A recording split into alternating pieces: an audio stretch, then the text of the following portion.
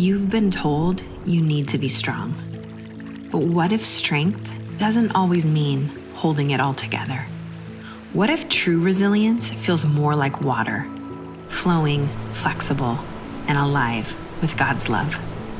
In this series, you'll discover how you can move from surviving to thriving, finding a strength that heals, restores, and carries you forward.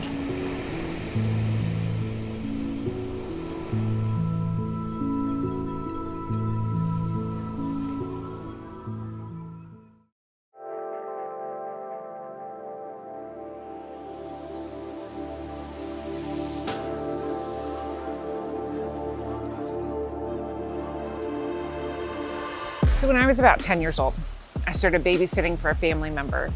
She had 2 daughters. I think they were about 1 and 4 at the time. And I'd go over to her house and spend a weekend babysitting, sometimes 10 or 15 hours over the course of the weekend.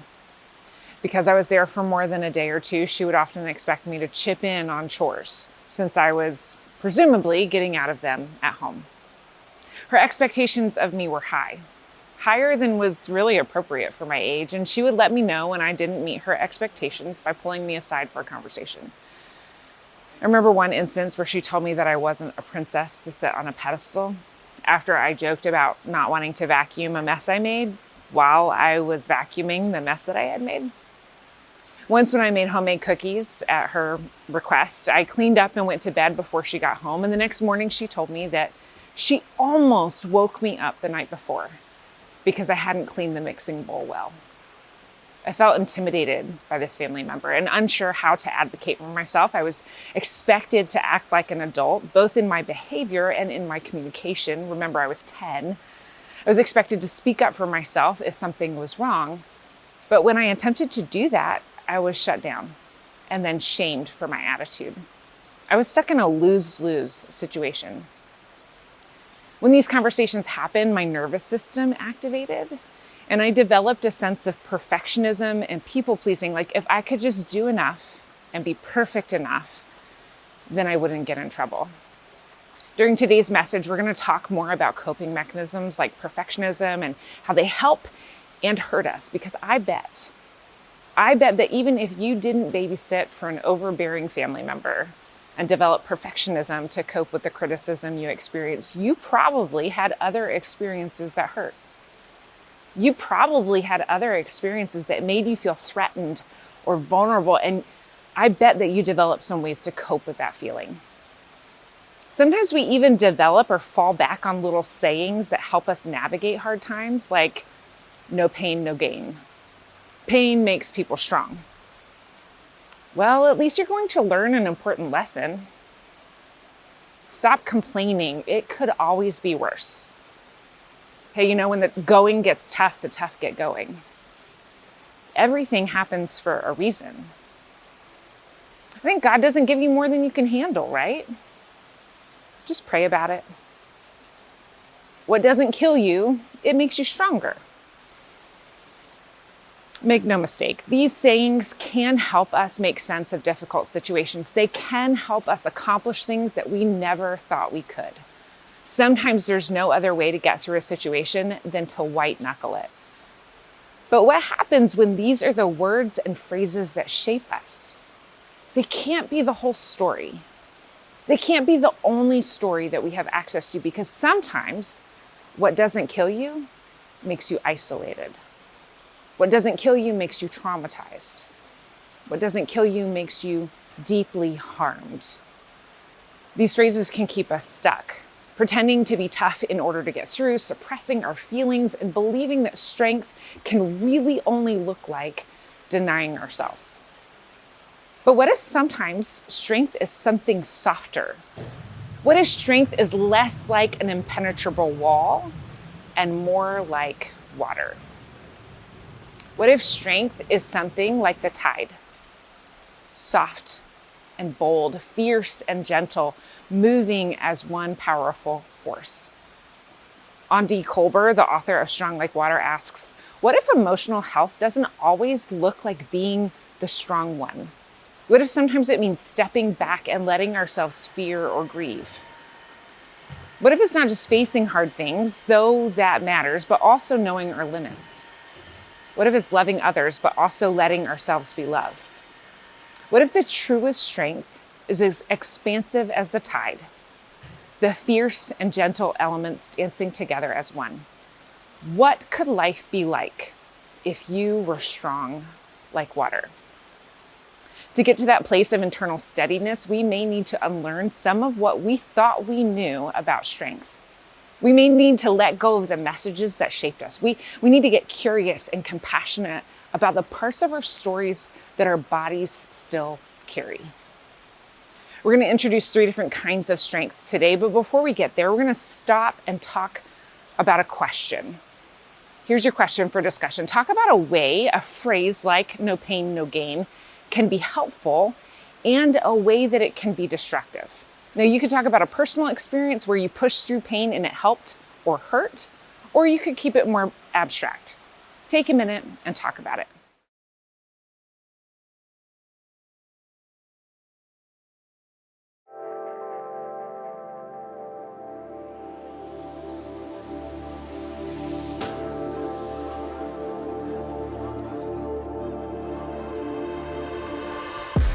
Today we're kicking off a new series called Strong Like Water. It's based on a book by Andi Kolber. She's the voice of our roll-in, and she'll be doing a question and answer with me on March 8th at 7 p.m. Kolber is a licensed professional counselor and has received additional training in her specialization of trauma. I'm also leading a small group based on this book starting tomorrow night at the Barnes & Noble Cafe in Frandor. I'm really excited to engage this content with you.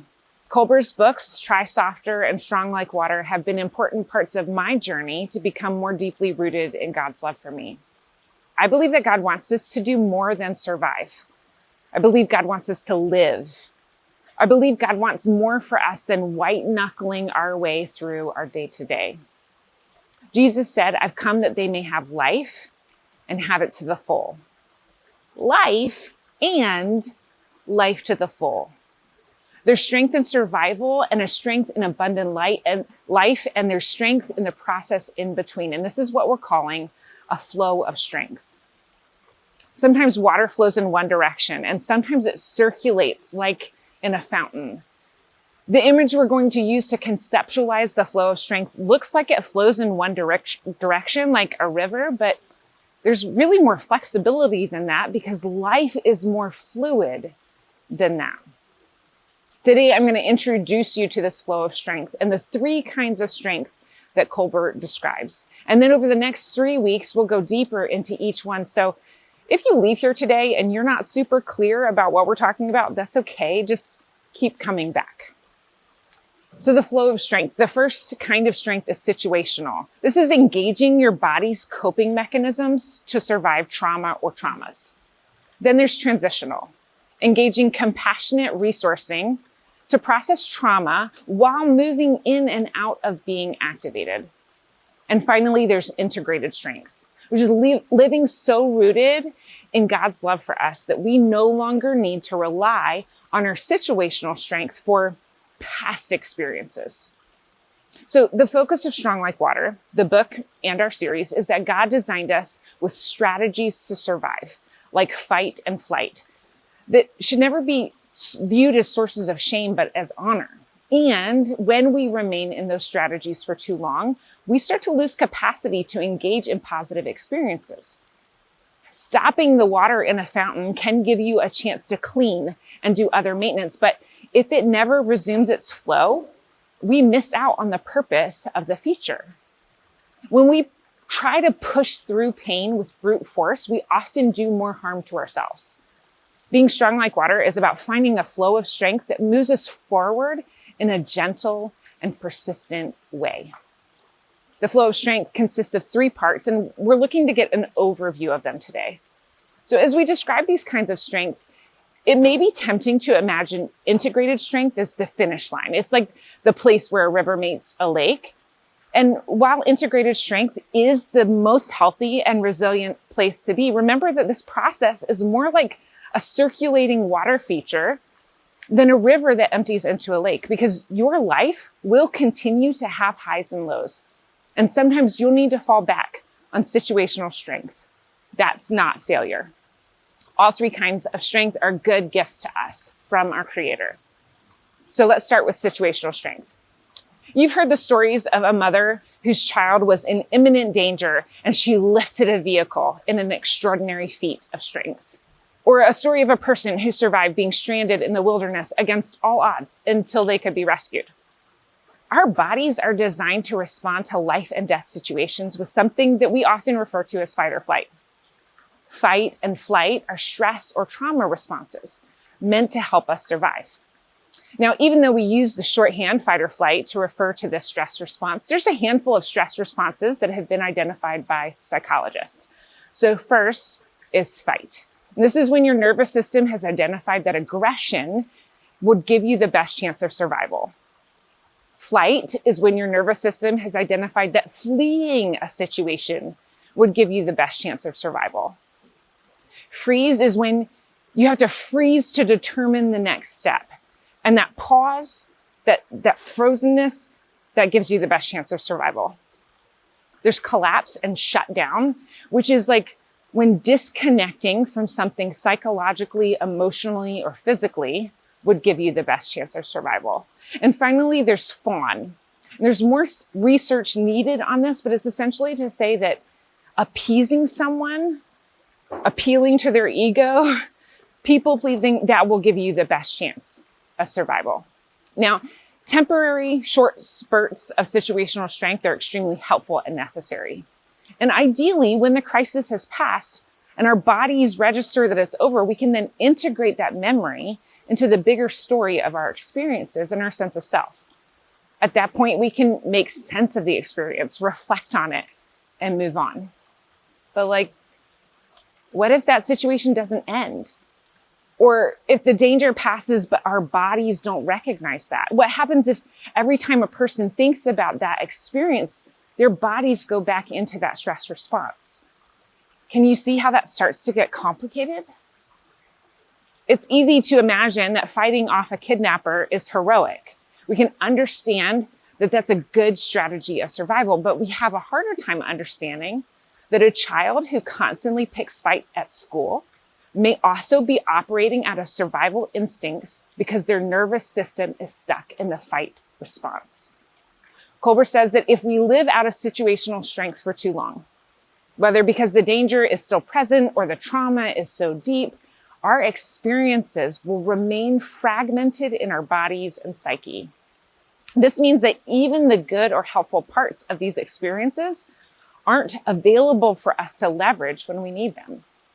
When we live out of the survival mode, our bodies quickly and subconsciously divert our attention away from good things because those good things are not necessary for survival. Survival is good. That should be obvious, but I don't think we celebrate it enough. Survival is good. And living in survival mode means that we have a hard time noticing the good things in our lives and accessing the positive resources we do have access to. Now, side note, this gets a little tricky with the mental gymnastics that we sometimes do about what's necessary for survival. I'm not going to spend a lot of time on that today, but I want to acknowledge that there is some complexity here. I mentioned earlier the experience that I had babysitting for that family member. When she pulled me aside for a conversation, my nervous system got activated. Some part of my brain knew that I wasn't in mortal danger, but I definitely felt vulnerable and unsure of what might happen next. I went into a stress response, and my nervous system determined that the best way for me to survive was to first freeze. I responded very minimally to her feedback, and then I tried to hide, to stay out of her notice by not doing anything wrong. The perfectionism that I developed was my attempt to avoid harm by avoiding criticism. If I could do everything exactly right, I wouldn't get in trouble and feel threatened in that way. So it helped me by keeping me off her radar, but over time, it also hurt me. It's incredibly difficult to have a growth mindset when perfection is your goal.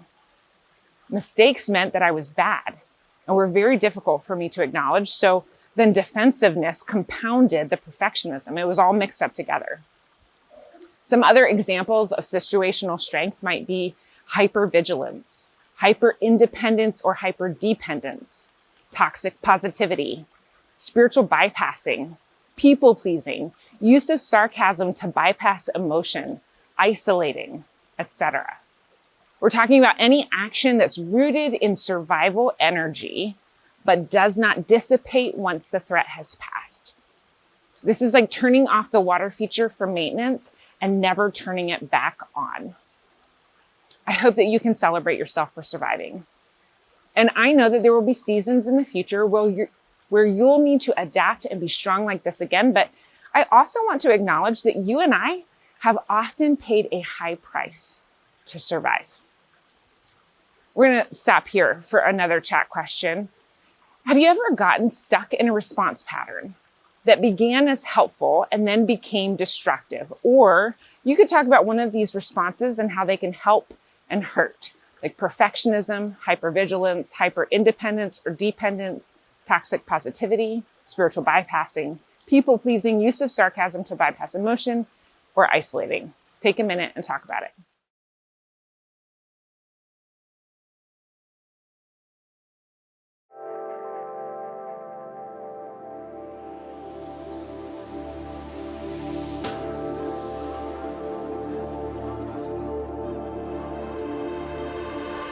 So we've talked about situational strength, and now we're going to talk about transitional strength. This is the middle space on the flow of strength, where we're beginning to tend to the pain and the wounds we've experienced. We tend to those parts of ourselves with safety, resources, and support, but the unprocessed pain still exists. Transitional strength is a space of duality. This is where we can acknowledge that we have pain and we have joy. We have grief and also hope. Now, we're not going to spend a whole lot of time explaining this stage today, but that's not because it's not important. In fact, this may be where you do the most active work, because this is the stage when you're learning how to tend to your wounds and experience healing.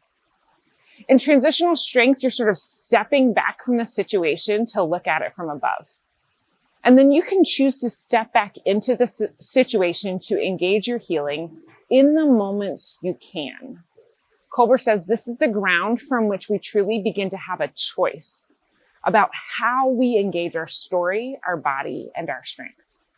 Until then, our nervous systems are running the show. We're just reacting to the world on a subconscious neurobiological level. But this is the stage where we begin to have more influence on how we interact with ourselves, the world, others, and our creator. Returning to my story about babysitting and the perfectionism I developed, this was the stage that I began to recognize how those experiences had shaped me and how perfectionism was no longer serving me. I began to recognize that I was scared to try new things that I might not be good at. I was scared of making mistakes because I thought mistakes meant I was morally bad.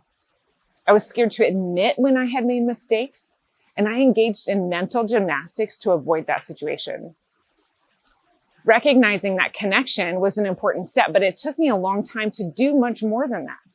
My nervous system was still activated when I thought I did something wrong, and I didn't always know how to move past that. With the help of my therapist, I've been able to access some compassionate resources that have helped me begin to heal and to let go of that perfectionism that has kept me trapped for so long. So this is like when you do the maintenance on the water feature and start to test the system again. Like you might need to turn it off frequently to continue the maintenance and do the job, but you're actively making some progress. So we've talked about situational strength, transitional strength, and now we're going to give you a little overview of integrated strength. So from a neurobiological standpoint, integrated strength is the healthiest and most resilient way that we can be in the world. It doesn't represent the finish line because we'll experience new tough things that will cause us to fall back on our situational or transitional strength. But it's from this place that we can tend our wounds and not get stuck in the patterns required for survival. Not only that, but it's from this place of integrated strength that we can begin to recognize and name the good things that have happened as we experienced processed our trauma. So I can look at my experience with that family member and acknowledge that my desire for excellence and attention to detail are good things, while also acknowledging that they came from a place of harm and they aren't good for every circumstance. Not only that, but I'm now sensitive to others who are feeling crushed under the weight of too heavy expectations because I know what that feels like. Kolber says the strength of resilience doesn't happen because of wounding, but because of what happens afterward. When pain and trauma are met with the love and support needed to repair the wounding, we heal. And by the grace of God, we're able to hang on to everything we learned from that experience. Kolber says when pain and trauma are met with love, we heal. Thankfully, we're not left floundering to find that love. Our God is love. And in John's account of Jesus' life and ministry, we read that what he records about why Jesus came to earth, he says, I've come that they may have life and have it to the full. Life and life to the full, not just survival, but thriving. Jesus came so that we might have life, survival, situational strength, and so that we might have life to the full, abundance, integrated strength. And he's with us in the process in between and the flow through transitional strength. Maybe that feels comforting, but also pretty abstract. Listen to what Isaiah says about God. A bruised reed God will not break, and a smoldering wick he will not snuff out. If you're feeling bruised, broken down, like the fire inside you is more embers than flames, God responds not by finishing the job and cutting you down, but by caring for you and tending to you. It's this kind of love that allows us to live in such a way that we feel the pain that comes our way, but we're not swallowed by it. We aren't overwhelmed by the pain. This foundation of love allows us to take risks and face hard things. This is sort of like when the fountain is running well, but every once in a while, we still have to turn it off to do some maintenance. Let's pause here for one final chat question. Where might you find comfort in this verse? A bruised reed God will not break, and a smoldering wick God will not snuff out. Take a minute and talk about it.